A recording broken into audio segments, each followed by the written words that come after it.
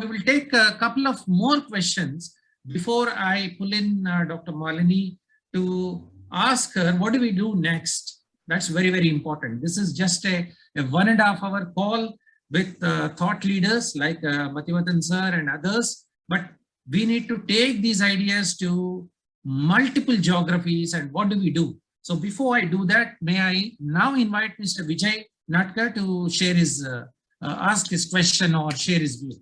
Over to you, Mr. Vijay.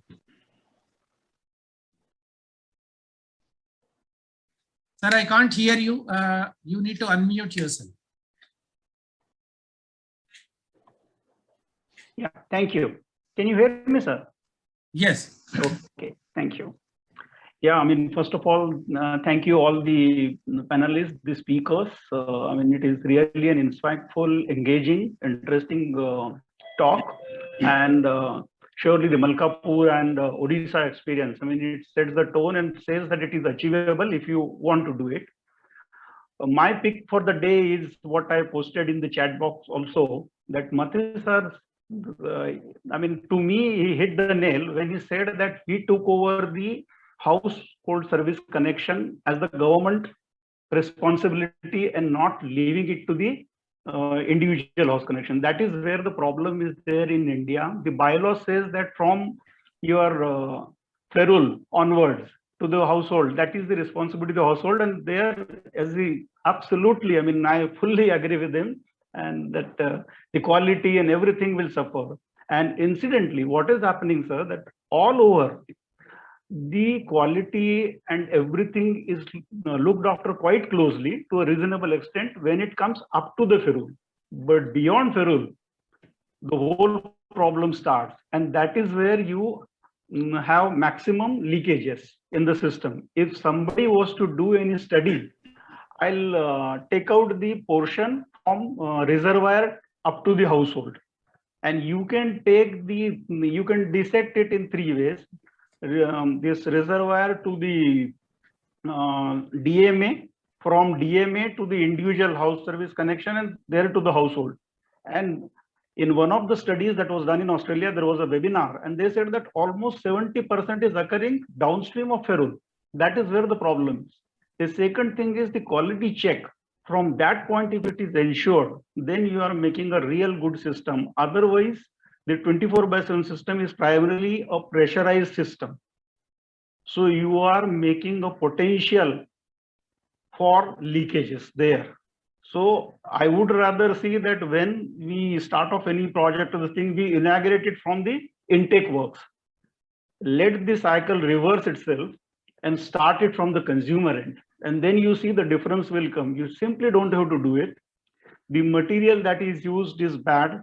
People don't use ferule, proper ferule, and that you can have study anywhere in India and just find, and I stand corrected, but I'm really convinced myself because I've in this sector for more than 3 decades, and that is where the least concentration is. So that is my humble request. Thank and you, the last request is, if this model can be replicated as a policy, sort of the Odisha model of these bylaws, I mean, changing the bylaws all over, let the state government or the utility who is responsible for providing the water supply takes over that. That is my thing, and thank you so much. Thank you, sir. Thank you. Now I would like to pull in Dr. Deen Dayalan, who is a thought leader, guide, philosopher for this sector and deeply committed to continuous water supply. Sir, would you like to say a few words? There are some interesting ideas about the last mile connection should be taken over by the utility or the water board or the municipality. Likewise, Richard spoke about regulation. So there are a lot of interesting ideas, and more importantly, how do we take this Orissa model to 29 states? That is a big challenge before us. So over to you, but I'm conscious of the time. If you can keep it a little briefly, sir. Sir, you are muted. You are muted, sir. You have to unmute. Dr. Deen Dayalan, you need to unmute. Maybe our team needs to help. So, Suchi, can you unmute him from here? Yeah, the Sir, host I'm can, sending him a request to unmute. He'll have to accept the request. Oh. Okay, can you do something? I'm conscious of the time. No, we can call him on his mobile. That's our best. Call him Yeah, on why don't you call? Okay, I'll do that. Mohan here. Yeah, sorry. Shuchi, can't the computer center professional do it? The admin can do it, right? Yes, ma'am, we can do it. So he has to just, press saying, okay, unmute. Except, Yeah, I'm sending him the request to unmute himself now. no, actually, he's also frozen, Professor Chari. Perhaps he's lost the connection. Yeah, I think he So- did because I can't find him. Okay, fine. So, we will bring him in. Any other one or two questions? I'm conscious of Mathivathan sirs and all everybody's time. Any other quick questions to him, which has not been covered by him, or to Dr. Richard Francis on the regulatory issues? Any other observations? You've been extremely active on the chat, but do you have any other Chari, can I come questions? in? Mohan Kumar? Yes, sir. Mohan Kumar, sir. Over to you. Yeah, thank you. First of all, to all the people, especially Puri, with a fantastic experience, also spoke about it. It's more an observation than anything. Dr. Mohan Kumar, let me introduce. He was from Indian Institute of Science, very eminent person, been Yeah. a part of the water sector So for I'm many a years. professor, Over to you. retired. Yeah, thank you. I'm a professor of water resource engineering, retired from ISC. I head Karnataka Sir, you're breaking. Technical Committee. So I'm heading the BWSSB Urban Board and also in the Rural Water Supply currently in Karnataka. Our friends in who handle KUIDFC also know. Professor Chari, it's a general observation that there are multiple agencies, Water Supply and Drainage Board. There is KUIDFC. Then there is municipality, which will come into play. So the projects are never ending. By the time there are KUIDFC, Urban Board working together, these are all many times there is a lot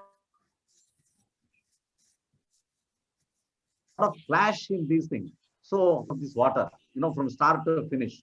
This is a general question. Any expert can answer.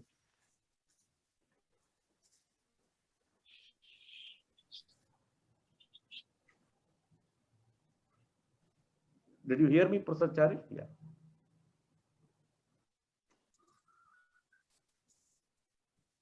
Hello? Dr. Malini, I was speaking with Dr. So, Deendayal. Mr. Mohan mentioned about the multiple stakeholders involved in the process. And Okay, I'll repeat myself. There are multiple agencies. For example, Urban Board, KUIDFC, then municipalities will take over after some time. Okay.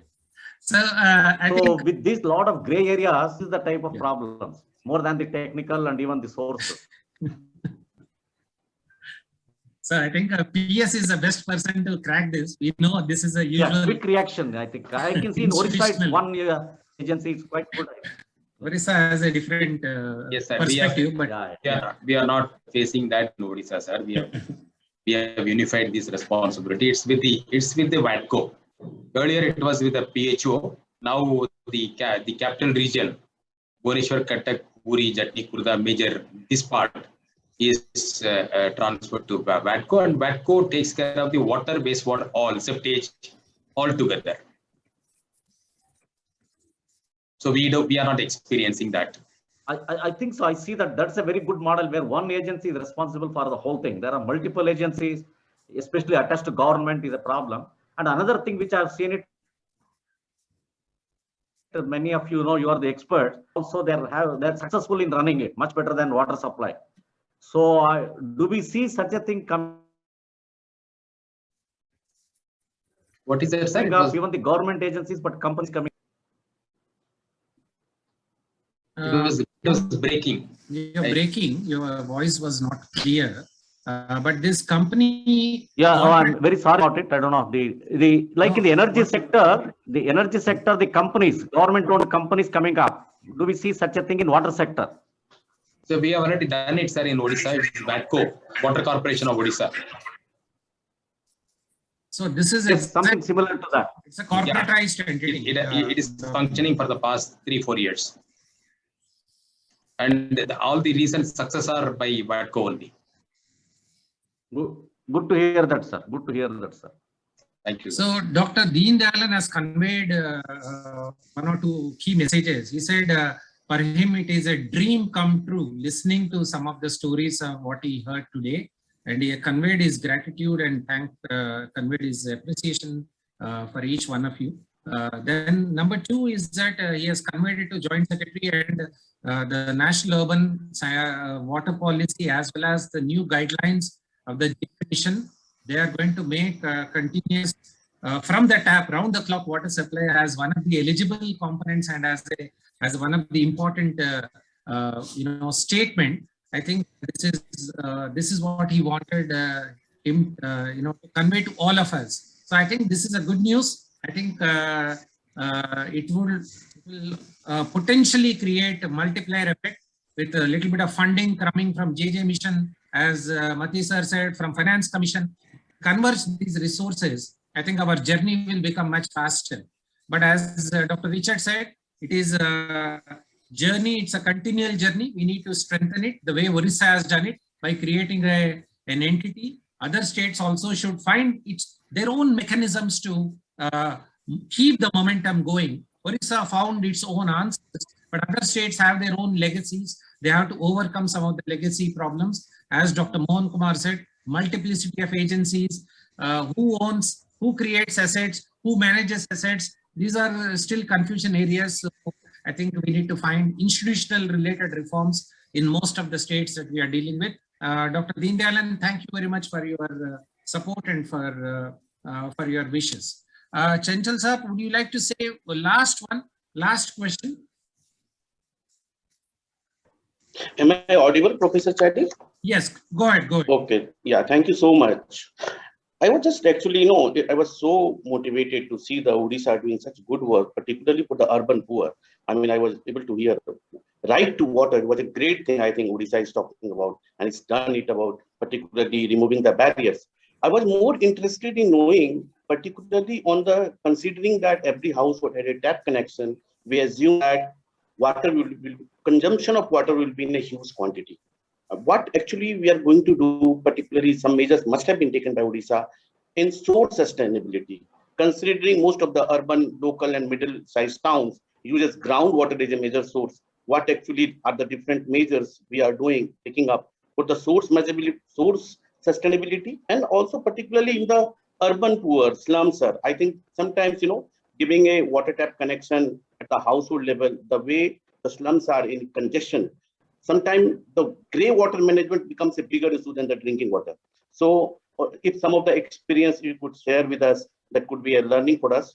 And a very linked question, that water quality affected areas. We have seen India, many geography areas of India has been affected with the water quality like arsenic, like fluoride, and how 24/7 water supply can really work in these areas where we are just talking about, water. I mean, we need to have some safe water policy kind of things, because you want tap water to be used only for drinking, but this arsenic and fluoride affected area, how really it works. Thank you, sir. Should I answer, sir? Yes, sir. Over to you, sir. Sir, about the consumption in the slum. In fact, we must understand that the slums consume the least. In fact, under Amrut, we have made a provision that every urban poor household would be provided with 2 taps at government cost, because we were committed to that urban poor should be priority and it should be provided free of cost. They should pay only for the user charges, not for the capex. So in many households, we could not do because it is so small, and they prefer to have the tap outside the house, just at the entry point. because so the house is just 150 square feet or 200 square feet. There is no place for tap to take inside, and the house will get wet for the reason that they keep their tap outside the house. And every, irrespective of this, whether it is slum or LIG or MIG, every house connection is provided with a meter. So every connection is metered. And in fact, after metering, there has been substantial reduction in the consumption everywhere. That is one of the advantages. We have not gone for AMR. AMR is very expensive and it's not required also. We have gone for mechanical meter. And the very fact that we have meter, that has altered the behavioral pattern of the people, consumers, and the consumption has dropped, supply has dropped. And what else he was asking? Anything else? Yeah, sir. Source sustainability. About the source sustainability. Yeah, source sustainability. In Puri, it is a surface water based, river based. So we have created a large reservoir in about 200 acres of land. And there during monsoon you store, and then during summer we utilize it. And many of the cities, even in Puri, we were earlier, prior to this surface source, we were having groundwater source, production well we were having. Now we have completely closed all those things, and we are having that as a kind of a resilient measure. When this surface source fail, we may take it. And not only that, we are also recharging the groundwater now. We have been drawing water from the ground.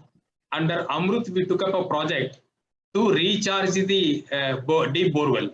We draw water from the river source, treat it, and then charge the ground. In many cities, we have, in interim, we have the production well or production well come surface source. But as a long-term measure, we are migrating from production well to river source. That's our policy. And in Odisha, what we are doing, we are now combining the rural and urban water supply project. Wherever rural is putting up a large mega scheme, we are tapping the supply. Wherever we are putting up a project, we are drawing water from the river source. The rural is tapping it from it. It's a composite scheme. We are working on it. We don't work in silos or separate vertical. It's a composite combined. We give water to them and they give water to us. Excellent. Excellent. Thank you, sir. Thank you very much. So I'm conscious of the time. We have exceeded by 15 minutes or so. So Dr. Malini, we heard this, and participants are very, very supportive of this idea of tap water coming to each and every house. But many states, even now, at the senior level, at the administrator level, at the municipal commissioner level, at the managing director level, in this particular group. So what should be our strategy to pass on this message on a continual basis, learn continuously, and take this message forward to all the cities at the highest level? So I would now request Dr. Pulin, Dr. Malini to take another 2-3 minutes and then close the program, thanking everybody. Over to you, Dr. So I will start by thanking everyone for this wonderful discussion. As the workshop announcement as well as the agenda sheet said, this is a series, and this is only the first part of the series. There were in the chat room several comments saying that we must continue this discussion. I'm honored to have some space in this discussion today. I'll start by sharing a brief 5-slide presentation. Our experience, and as Mr. Richard had also said, the discussions on 24/7 water have started in India somewhere in the early 2000s. And ASCI has had the good fortune and has led these discussions since then. And one of the areas which ASCI felt is critical to move the needle on this initiative, this program, is to build a platform for practitioners, decision makers, policy makers in a particular ULB to come together and be able to discuss how to take this forward in a safe space. So essentially, what we are talking about is there currently a peer learning platform where city officials, officials from water boards, utility boards can come together and discuss this openly. There were some comments in the chat box saying we are always discussing good practices, we don't discuss failure practices. We agree there's a lot of learning that comes from the struggles as well. So I'm going to take this opportunity to make an announcement that ASCI is now moving forward to start a peer learning platform to support the implementation of reforms in urban water and sanitation sector. This is an initiative called the Change Management Forum. And the 2.0 there is in reference to what Dr. Richard had said, because this is a forum which was initiated earlier and were discontinued for reasons that there's no point going into right now. But this is the right time to revive the forum. What does this Change Management Forum do? Of course, from the creative and the name and the session, that this is focused completely on helping India achieve its SDG 6. But the goal of this Change Management Forum really is to promote these services in urban population and help India move towards achievement of SDG 6. And the purpose is to be able to bring together policymakers and sector managers who are aware of and are committed to bringing change. So it's not just implementation, but it's really implementing reforms in path-breaking manner. And the only way this can be achieved is through learning from each other. So the support areas that this learning platform, peer learning platform, or the change management forum brings is one, of course, connecting the critical members in a particular ULB with each other and members of one ULB to other ULBs so that there is cross learning. So definitely networking is one offering of the Change Management Forum. Also linkages with the different programs and agencies so that you're able to learn and move forward. Benchmarking with the guidelines, with the service level benchmarks and tracking, ability to see how things have changed. Mathi sir presented such beautiful systems for monitoring and tracking change. It's very important that all of us learn and then replicate and implement in the city. So benchmarking and systems for tracking change is another support area that the CMF would provide. Further seminars such as today, seminars, experience sharing, study tours, because there is no greater learning than actually visiting and seeing things with our own eyes and meeting the different stakeholders. And another point that Dr. Richard mentioned and referred to is access to the innovation lab. So he mentioned that every city should have innovation labs. As you may be aware, ASCI is in the process of establishing a WASH hub, which is water and sanitation innovation space. And CMF would provide access to all the members to be part of the innovations in the water and sanitation space and learn how to implement it in their own context.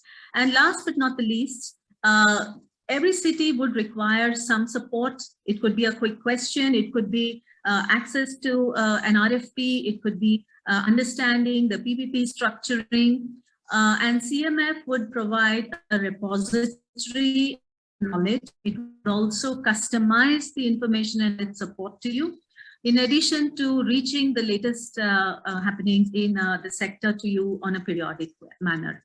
So with this, we are now launching CMF 2.0 today.